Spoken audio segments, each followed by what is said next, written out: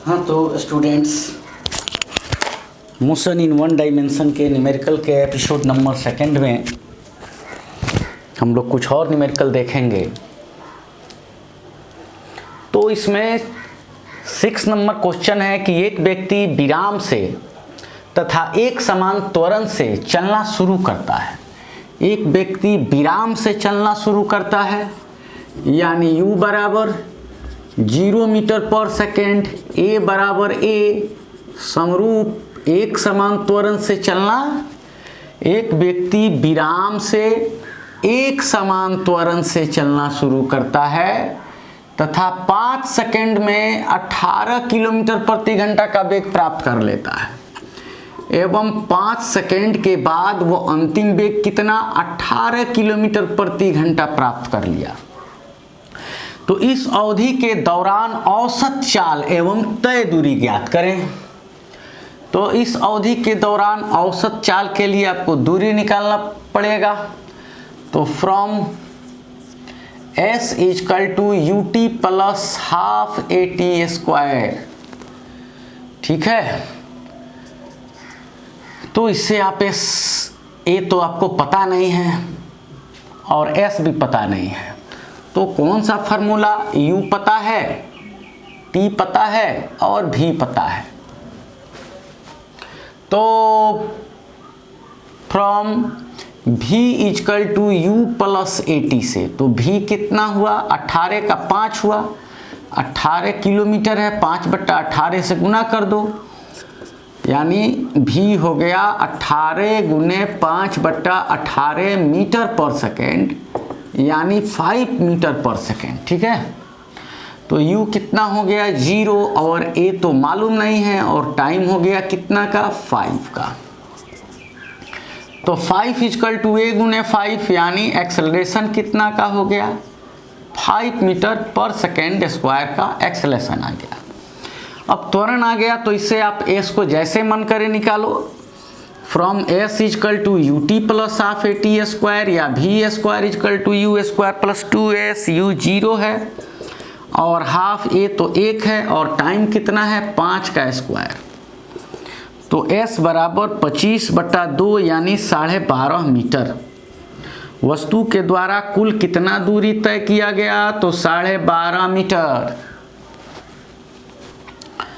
ठीक है। और औसत चाल कितना होता है, तो औसत चाल पूछ रहा है, तो औसत चाल बराबर कुल दूरी बट्टा कुल समय। तो ऑब्जेक्ट ने भी कितना दूरी तय किया इस 5 सेकेंड के दौरान 12.5 मीटर। 12.5 मीटर कितना टाइम 5 सेकेंड, 5 दूनी 10, 50 25, यानी औसत इसका चाल हुआ 2.5 मीटर पर सेकेंड का।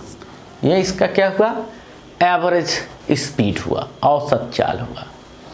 तो इस तरह से आप इसको सॉल्व कर सकते हैं, ठीक है। लिख लिए होंगे। अब नेक्स्ट क्वेश्चन को देखते हैं।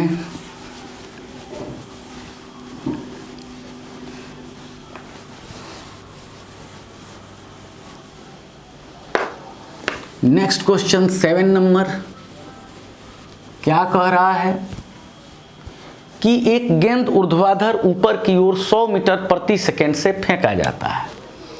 ये पृथ्वी है और धरती है और यहाँ से ऊर्ध्वाधर ऊपर की ओर ऐसे फेंका गया, कितना से, तो प्रारंभिक वेग 100 मीटर पर सेकेंड से गेंद को फेंका गया।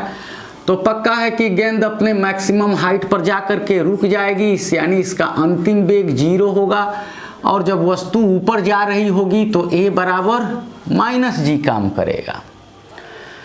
तो इसको 100 मीटर पर सेकेंड से फेंक दिया गया है, तो यह कितना अधिकतम ऊंचाई प्राप्त करेगी वस्तु और अधिकतम ऊंचाई तक पहुंचने में कितना समय लगेगा।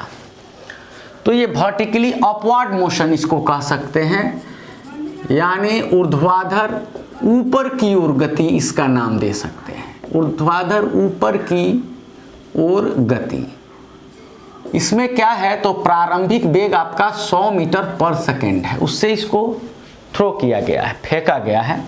फाइनल वेलोसिटी 0 मीटर पर सेकेंड हो गया कहाँ, मैक्सिमम हाइट पर। और a बराबर क्या मिला, तो -g -10 मीटर पर सेकेंड स्क्वायर मिला। तो इससे आप टाइम निकाल सकते हैं क्या, तो from v equal to u प्लस 80, v equal to 0, u 100, a equal to -t and the time t, और 10t बराबर 100, और इस प्रकार t बराबर 10 सेकेंड। यानी वस्तु यहाँ से यहाँ तक 10 सेकेंड में चली आएगी। ऊपर जा रही है तो -g का यूज किया गया है, ठीक है, यानी 9.8 या लगभग 10। तो अगर किसी भी ऑब्जेक्ट को, चाहे वो 1 किलो का हो या 1 करोड़ किलो का हो, अगर 100 मीटर पर सेकेंड से फेंक दें तो ठीक 10 सेकेंड में अपने मैक्सिमम हाइट पर पहुंचकर रुक जाएगी। अब दूरी कितना तय कर लेगी, तो इसके लिए आप एक फार्मूला का यूज कर सकते हैं, फ्रॉम क्या, v square equal to u square plus 2s, यानी ये हो गया 100 का स्क्वायर और ये 0 का स्क्वायर, और 2a कितना, तो -10, और s को h मान लेते हैं। तो ये कितना हो जाएगा, 100 गुना 100 बराबर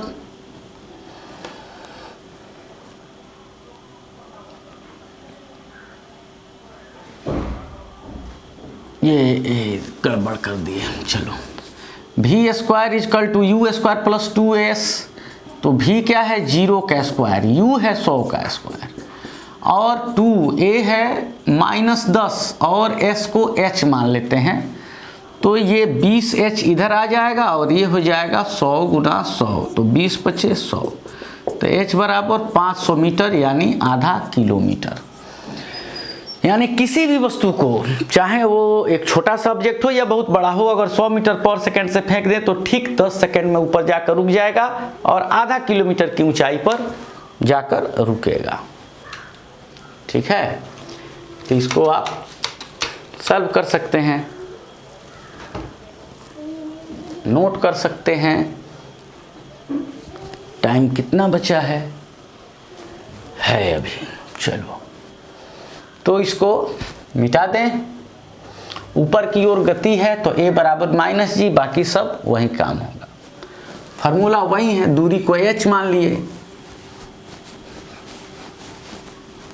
क्योंकि यहाँ ऊंचाई है, वस्तु ऊंचाई पे जा रही थी।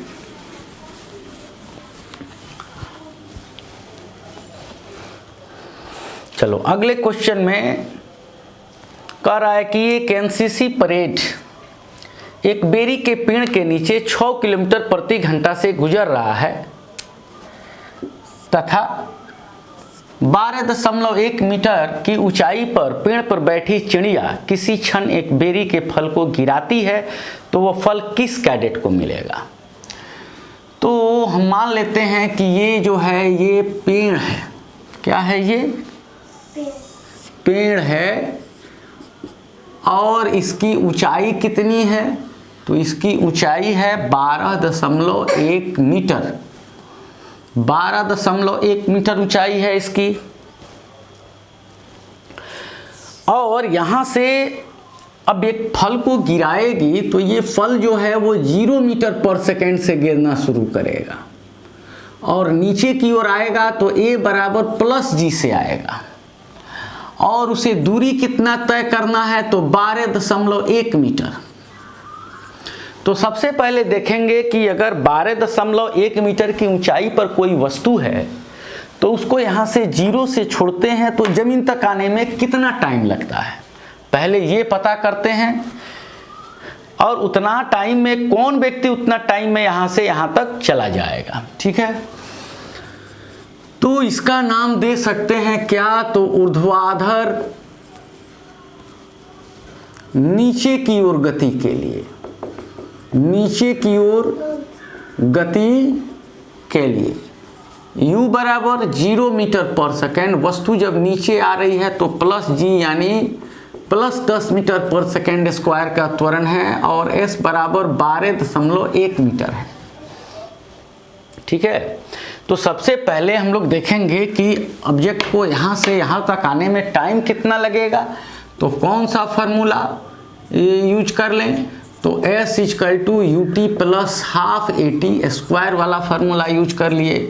तो यहाँ 12.1 बचा और u तो 0, ये गायब हो गया, और फिर हाफ, और ये बचा 10, और ये हो गया टी स्क्वायर। 2 से 2 पचे 10, 5 से 5 दूनी 10 और 5 चौका 20, 5 दूनी 10, 5 चौका 20 और फिर 5 दूनी 10। तो ये t बराबर अंडर रूट 2.42 सेकेंड का टाइम लगा। तो 2.42 है,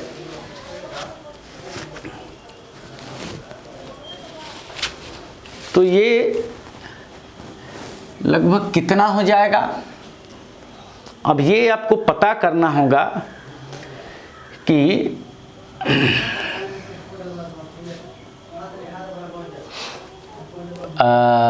हो जाएगा आपका लगभग 1.3 हो जाना चाहिए।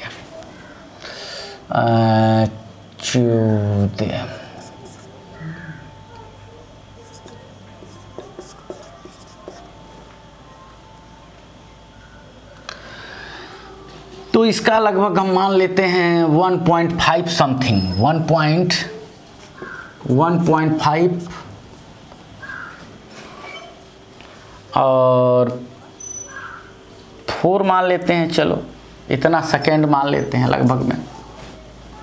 इसको आप करके देख सकते हो, वर्गमूल निकाल के। वैसे हम यहाँ काउंट करके देख लेते हैं। 4 चौका 16, 4 पचे 20, 1 21, 4 इकाई 4 और 2 6, 5 चौका 20, 50 25 2 27, 5 इकाई 5 और 2 7। ठीक है, 4 5 1 6 1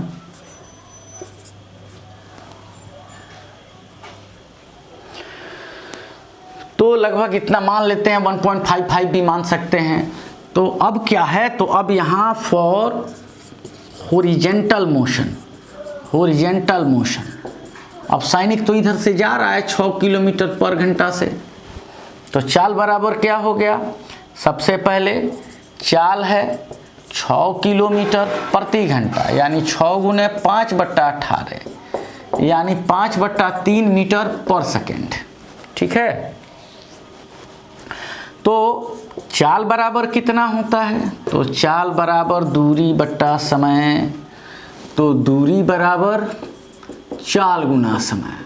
तो चाल है इसका 5/3 और समय कितना लगा, इसको जितना टाइम लगा ऊपर आने में उतनी टाइम में उसको यहाँ जाना चाहिए। तो टाइम 1.54 सेकेंड हो गया।